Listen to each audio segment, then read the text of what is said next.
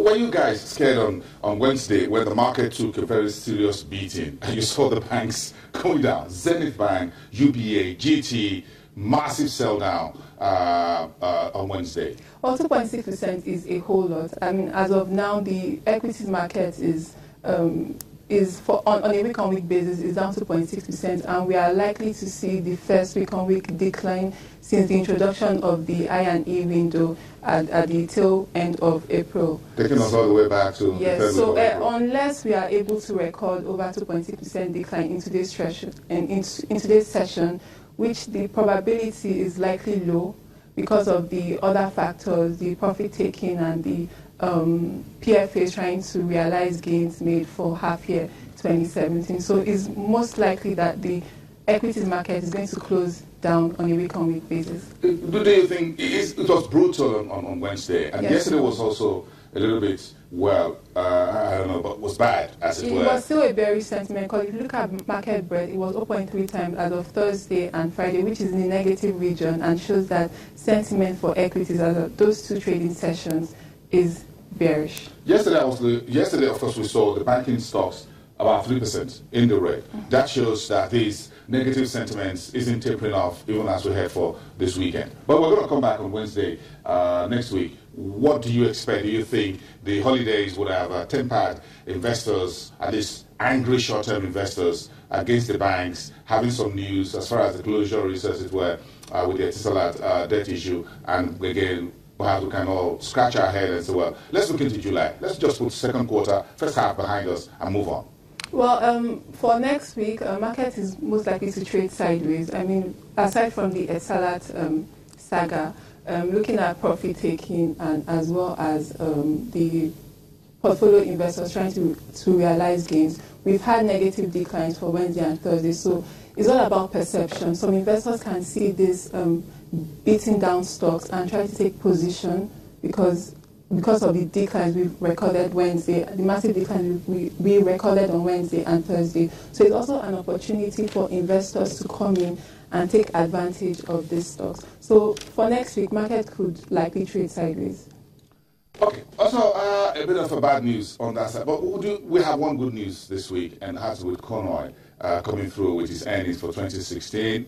Well, behind schedule anyway, in terms of very literally 6 months into the new year. But that's some good news, isn't it? Well, yeah, Conoil, which is one of the major downstream players in the oil and gas sector, they released their full year 2016 results, I think about yesterday, as well as Q1 2017 results.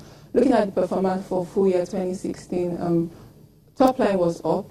I mean, despite the fact that we saw a significant decline in cost of sales, operating expenses surged 9.9% on a year-on-year basis. But however, profit after tax was actually up.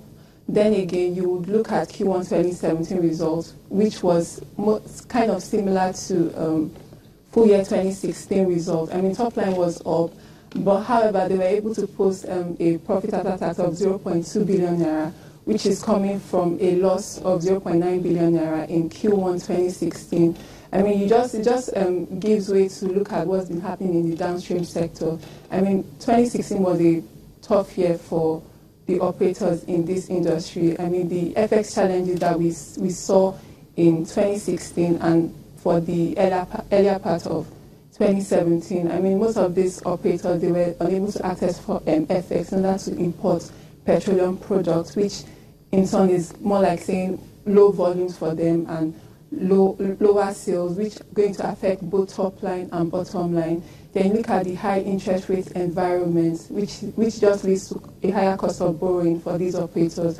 Also, the delay in subsidy payments. So this affected the performance for most of these players in that industry. So 2016 was a really tough year for them. So what we are seeing now is more, the gains we are seeing now is more of like a low base effect when you compare that to 2016. So for Conoil, going forward, we expect top and bottom line to be up, but it's majorly attributable to the low base effect.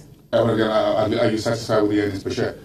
Well, it was higher than last year, so definitely they can do better. Do you think this is likely going to reflect when we begin to see half year from the rest of the big seven? Well, yes. Also, looking at corn oil, their share price has been doing well. I think they're about 18% year-to-date return. So, I mean, although the oil and gas sector did not enjoy positive sentiment as regards to the other sectors in the economy, I think out of all the indices, they are currently down. They are currently the least with about 2 point something year-to-date returns. So yeah, going forward, I think we're a bit neutral in the oil and gas stocks. We're a bit neutral for them. You're neutral? Yes, we are. On oil and gas? Well, looking at... Well, I don't want to know you're neutral. I was just trying to. I'm sorry. I'm just joking. I want to say you're neutral. Doesn't mean that you don't like oil and gas money. I understand. When you say you're neutral, it's an analyst balance for, well, there are a lot of factors. Yourself. There are a lot of factors. Looking at oil price now, this is the outlook for the whole oil and gas sector. Looking at oil price now, it's currently at 2017 lows. Even despite the reopening of the Forcados terminal, I mean, you see that oil price is also going down. So these and the peace we've seen in the Niger Delta, these are a number of factors that are affecting decision and sentiment towards the sector. Okay, let's leave it there, Baniju. You need to get back to your desk, get ready, go on holiday, take a long weekend off, and see you back sometime, maybe next week. Thank you. Baniju Mustafa, who is one of the Afrinvest team of investments analysts. Look at the big seven. Yesterday, corn oil share price was up 10 points.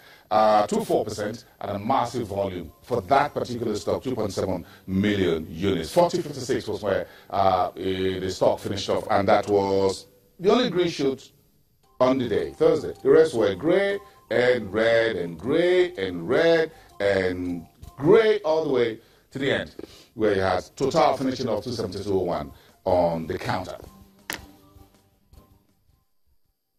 Thank you, folks. The man who is retiring from the debt management office is the man whose image you see there on the TV screen, Dr. Abraham Owankwo. But do you know that he was a journalist, an economic journalist? That's my senior colleague. He's retiring as a DG of the DMO on July the 1st. We're talking to him. This is his parting shot with Channels Television, live from Abuja after the break.